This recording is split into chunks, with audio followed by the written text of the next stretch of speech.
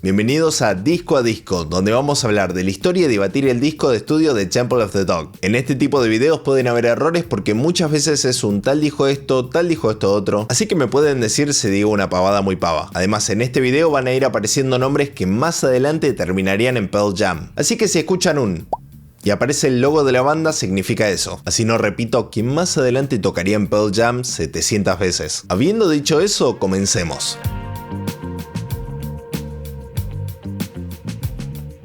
Antes de hablar de esta banda, tenemos que hablar de otra banda, Mother Love Bone, integrada por el cantante Andrew Wood, el guitarrista Bruce Fairweather, el baterista Greg Gilmore, el bajista Jeff Ament y el guitarrista Stone Gossard. Esta banda fue muy importante para la escena del grunge en Seattle, ya que fueron pioneros del movimiento, e incluso uno de los primeros en firmar con una discográfica grande internacional, que era un grandísimo paso en su carrera. Lamentablemente, en marzo de 1990, el cantante Andrew Wood fallece de una sobredosis. Esta noticia iba a golpear muy duro a todas las personas y bandas de ese ambiente, sobre todo a Chris Cornell de Soundgarden, quien además de que era un amigo muy cercano, también vivían juntos. Como Soundgarden estaba de gira en ese momento, aparentemente Chris vuelve solo para el funeral y se va otra vez, pero queda completamente destrozado. La mejor idea que tuvo para intentar procesar todo esto fue ponerse a componer, y así es como nacen dos canciones clave en esta historia, Reach Down y Say Hello to Heaven.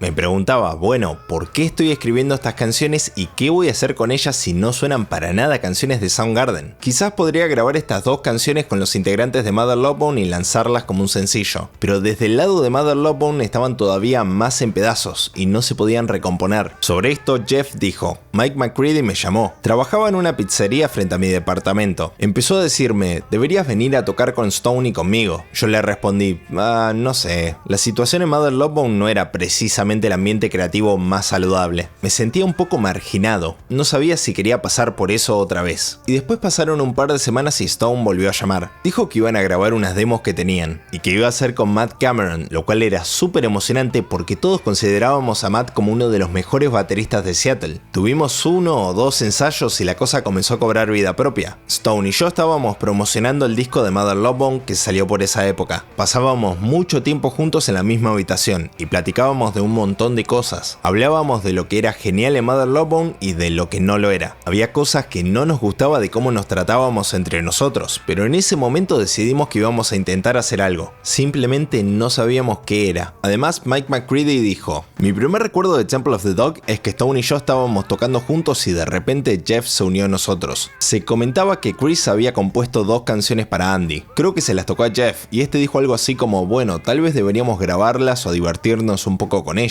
Creo que eso despertó el interés de Chris. Así es como la banda termina con Chris, Jeff y Stone, Matt Cameron, quien en ese momento era baterista en Soundgarden, Mike McCready, quien era amigo de Stone y tocaba en bandas de Seattle también, y por último el cantante Eddie Vedder, un contacto de San Diego que consiguieron gracias a Matt Cameron, quien les había mandado una grabación suya a modo de audición. Porque tengan en cuenta que unos pocos meses después de la muerte de Andrew, Jeff y Stone, junto a Mike, ya tenían la idea de hacer otra banda, que sería por supuesto Pearl Jam. Por eso ambas bandas surgen casi en paralelo. De hecho, la incorporación de Eddie a la grabación de Temple of the Dog fue un poco por suerte. Él estaba ahí para ayudar a la banda con otras cosas mientras Chris grababa Hunger Strike, pero había una melodía que no le quedaba cómoda por ser muy grave. Ahí fue cuando escuchó a través de los auriculares a alguien cantándola perfectamente, a Eddie. Cantó la mitad de esa canción sin siquiera saber que yo quería que esa parte estuviera ahí, y la cantó exactamente como yo pensaba hacerlo, de manera instintiva. Y por eso deciden sumarlo a la canción para hacer un dueto.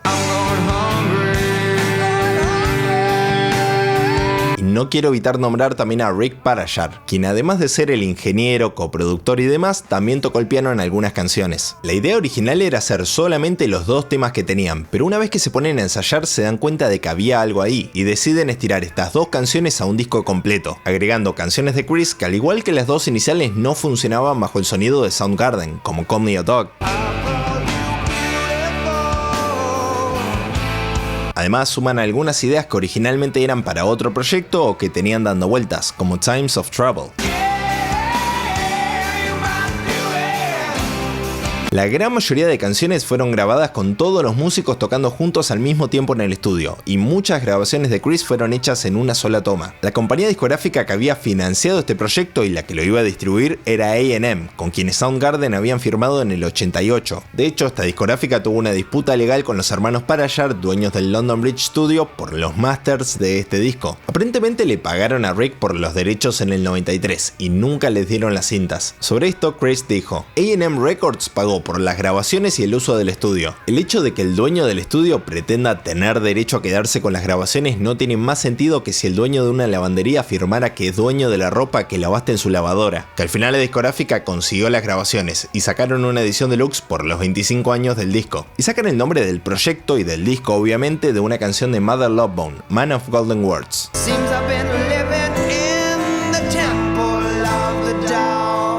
Finalmente el disco sale en abril de 1991.